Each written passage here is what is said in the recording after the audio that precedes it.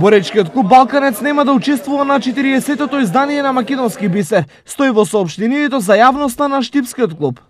Пократка дискусија околу престојниот Македонски бисер, кој ќе се одржи на 4.6.2016 година и свечената академија која ќе се одржи ден пред тоа, едногласно е донесена одлука за сите членови на БК Балканец да не учествуваат на бисерот и академијата поради непрофесионалното работење и комуникација на ФБСМ кон Боречкиот клуб Балканец, како и за доведување на борењето во Македонија на самото дно. Стои во соопштението, Балканец нема доварба во актуелното раководство на федерацијата и како што велат тие, македонското борење го доживува дното. Ние како клуб во интерес на борењето пред 3 месеци поднесовме одредени предлози и барања со цел да се врати борењето кон старата слава, но нашите предлози кој знае и дали биле разгледани. До ден денес немаме добиено никаков одговор.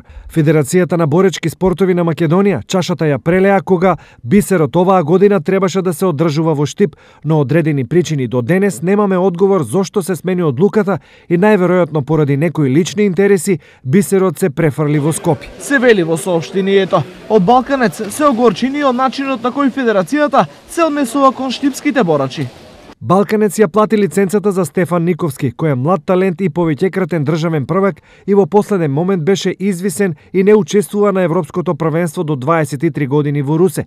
Клубот беше спремен да ги плати и сите останати трошоци за Никовски, но на некои луѓе во федерацијата не ја одговара Штипјани да постигнуваат резултати, со кое лице луѓето во ФБСМ овие денови го повикуваат Никовски да се бори на бисерот и ја представува Македонија, а пред тоа го извисија.